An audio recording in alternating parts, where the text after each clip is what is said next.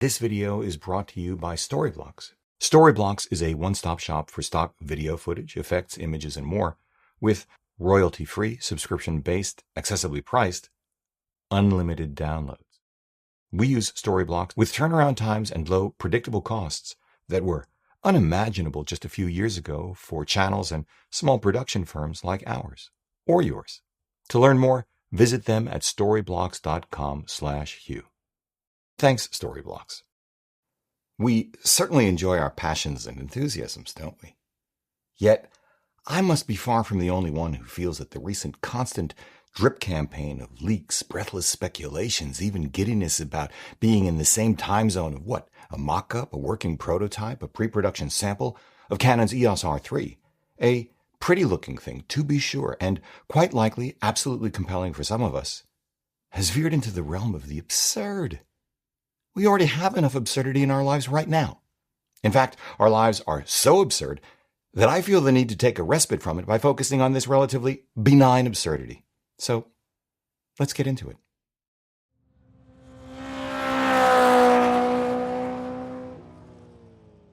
Hey everybody, I'm Hugh Brownstone for Three Blind Men and an Elephant, and don't get me wrong, I was a dedicated Canon shooter for about half a century, and I am a recovering gearaholic. Hello, I'm Hugh. It's been 1 month since I spent thousands of dollars on camera gear. A Sony a7S III, hold that thought for another video. And no, the irony is not lost on me that I am sharing this video with you perhaps just hours away from the super duper official reveal of the EOS R3. You can argue that this makes me part of the problem. I'd agree with you, but I don't care. As I just said, I need a break from what's really important going down all around us. Nor is it the case that I am not interested in the R3, quite the opposite, to the point that I reached out to Canon directly in an attempt to get my hands on one.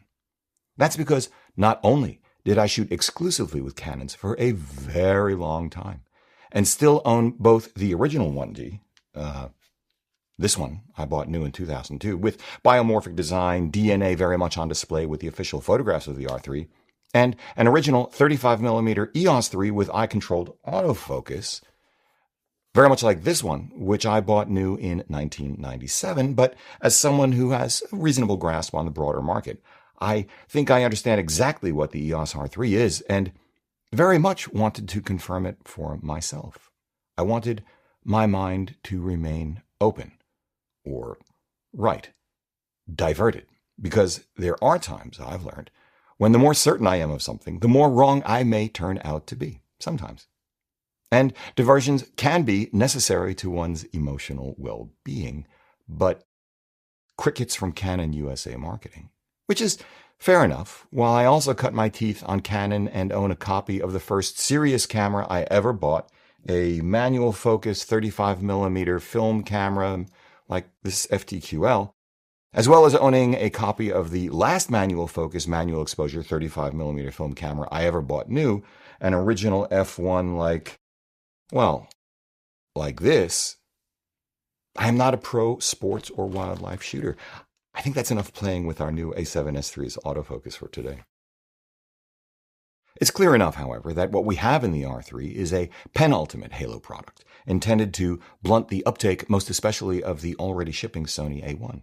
It is a pro sports and wildlife shooter's tool, which, like the R5 before it, is being hyped, this time most especially for its eye-controlled autofocus and new Motorsport autofocus mode, and oh yeah, yowza, flippy screen, as the next game changer. But is it? Is it really? Even if it's everything Canon is suggesting it is?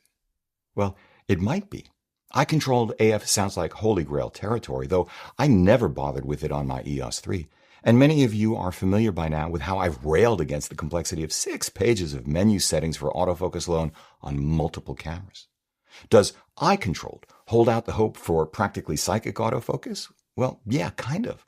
Although it didn't really work last time around. Registering your eyeball movements was cool, but in actual use, not so much. But let's set that aside, because a lot can happen in a couple of decades. That's an eternity in technology years. So let's explore this as best we can by talking today not about the camera and its technology per se, since we don't have one to play with, but by exploring a primary use case for them instead, as Canon suggests, motorsports. The question is, what can't a pro motorsports shooter do with what he or she already has that they can and want or need to do with the R3?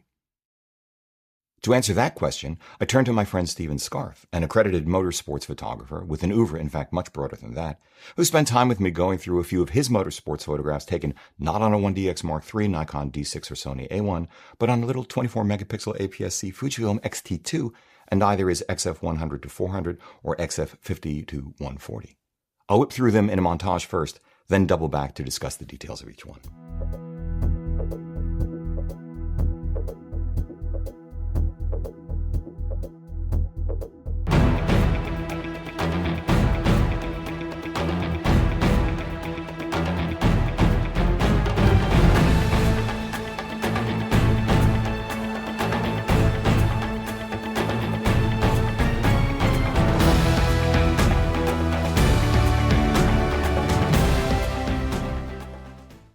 First, forget about what equipment Steven uses. These images are just, wow. Second, that he created these images with a 5-year-old crop sensor camera? Holy moly. Third, that he did this not only without a full-frame sensor, but without IBIS, eye-controlled autofocus, or motorsports autofocus mode? Shut the door. Fourth, and this is once again the question, what kind of images didn't he get that you think he could have gotten with the R3's eye-controlled AF and motorsports mode? And while we're at it, would he have been more competitive or paid more for them? All right, let's double back as I promised and explore these images one by one.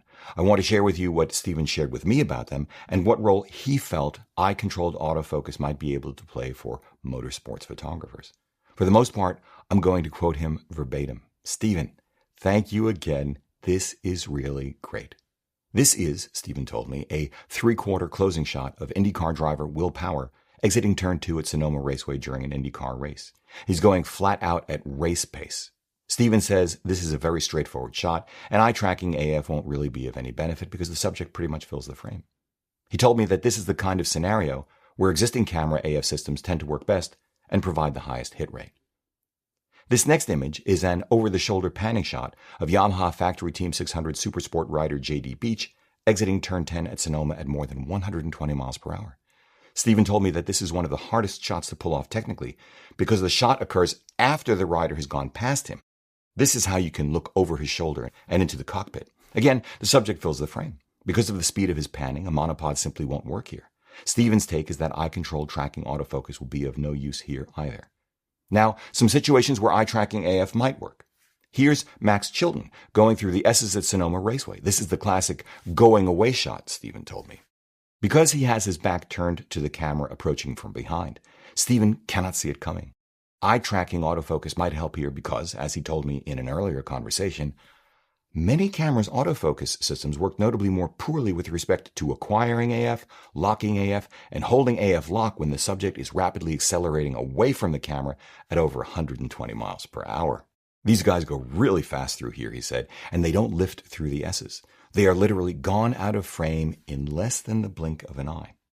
The color of the subject has an effect here too, he said. Darker subjects, he told me, that is black cars, are harder to acquire and hold AF lock than brightly colored subjects. My translation. Maybe eye-controlled AF tracking would work better here, but maybe it would be Canon's implementation of motorsports mode that would do the trick. It would have to work better with darker subjects and have to work better with objects moving away. But with this speed, eye-controlled AF or motorsports mode, can they even work in Steven's less than a blink of an eye? I also asked Steven, wouldn't you just pick this kind of spot, pre-focus, and wait? Asked like a true street photographer, as I am, guilty as charged.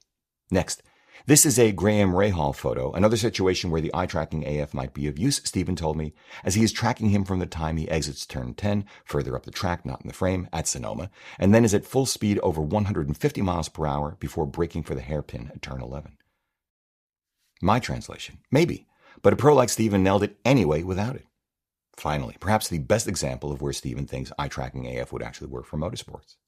This is the factory real-time racing Acura TSX, also exiting turn 10, but he's further up the track and the shot is wide enough where you can predict that the car will be moving through the frame. And so, for motorsports, Steven thinks, this shot is representative of where eye-tracking AF would be of the most benefit.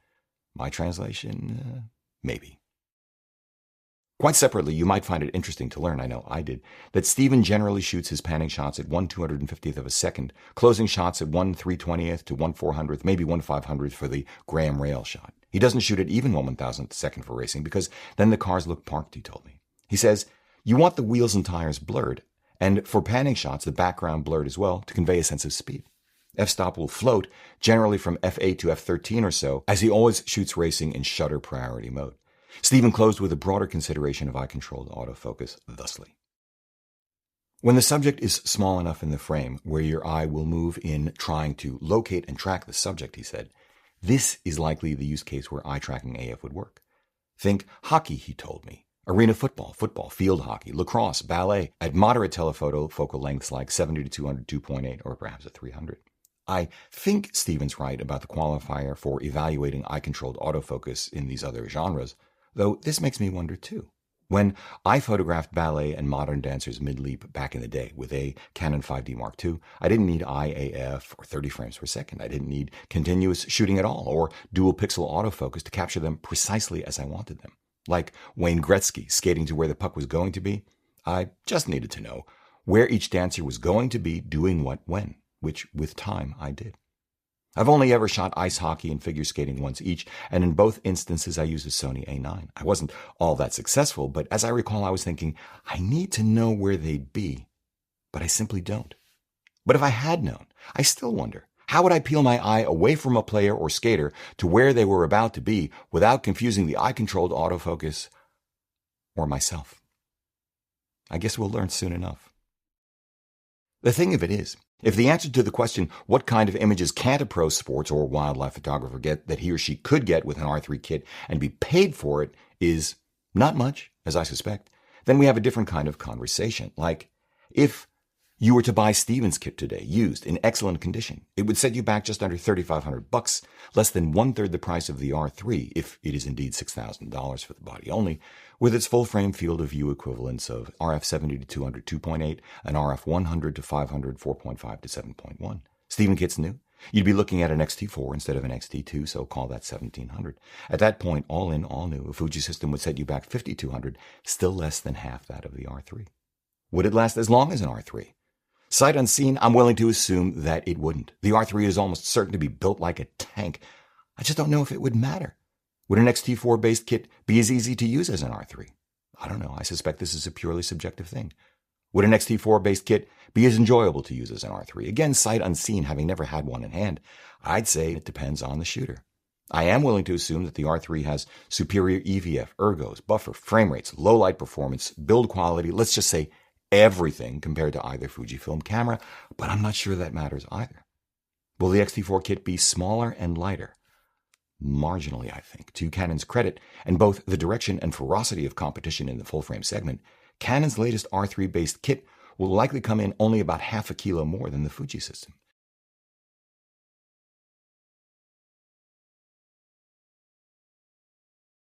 There are times when any advantage in weight will matter. Some of Steven's best shots are handheld, but the R3, like my 1D, is built with an integrated vertical grip which basically screams gimbal on a monopod. And that makes the extra weight, and IBIS for that matter, maybe, irrelevant. Of course, if you insist upon full frame, I understand. Like Sony's A1, a highly performant R3 just might shape up as the next arrow in an arms race quiver. Okay, that didn't come out as elegantly as I'd planned. The price of entry for hardcore workaday pros, especially in low light, like the 24 hours of Le Mans at night. Then again, if full frame is where it's at and mirrorless is where you want to be, settling, say, for a used but like new Sony A9 for $2,700 would mean precisely how many missed photo or income opportunities? Let's wrap it up this way. 1. As I've said many times before, yes, it's about the gear, but no, it's not about the gear, it's about the people. Skill, talent, experience, artistic voice, and just showing up are far more important than equipment. But the very best technologies leverage these uniquely human attributes by creating the shortest distance between intent and execution. This is the implicit promise of the R3's eye-controlled autofocus and Motorsports autofocus modes. Some technologies, and the designs within which they are packaged, can even inspire us. 2. As the camera market has matured and become saturated, companies operating in that market have been forced to make up in higher prices and greater margins what they've lost in unit sales.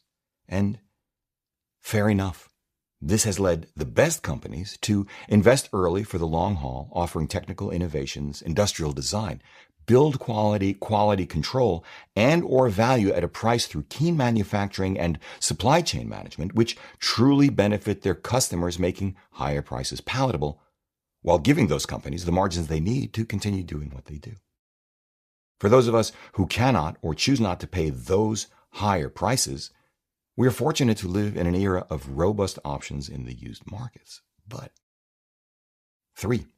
Canon's continuing marketing hype, which only seems to get worse this latest round of look, don't touch, do drool, is absolutely cringeworthy. And its recent track record with full-frame mirrorless camera bodies, from the original overpromised but under-delivering performance of the R to the RP and then to the overheating R5 and R6, spare me the, oh, it's so much better with the latest firmware, or just use an Atomos recorder, or, hey, they aren't video cameras, leave me leery of the R3, or at the very least, Canon's marketing of it.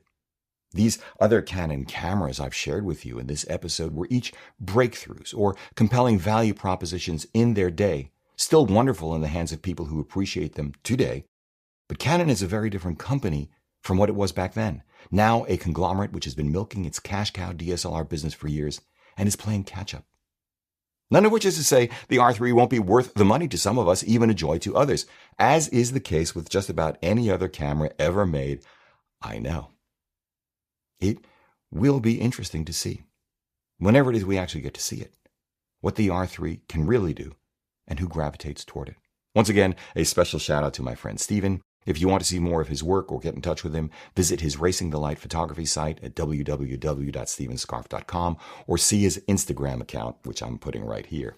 He is not only a wonderful photographer, but a very interesting human being.